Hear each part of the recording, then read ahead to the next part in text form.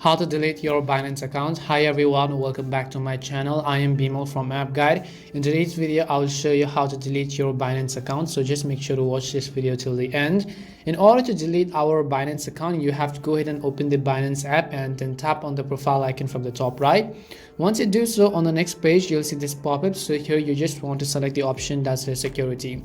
Once you tap on the security option, you'll be taken to account activity. So find the account activity option and just tap on the one that says disable account. Now once you tap on the disable account option, you have the option to disable your account, or it'll ask you, do you want to delete your account? And in that case, from the bottom of the screen, just tap on the button that says delete this account, which is highlighted in red. Once you tap on delete your account button, it'll ask you a few more questions as to why you want to delete it, and that you can temporarily deactivate or disable your account if you don't want to.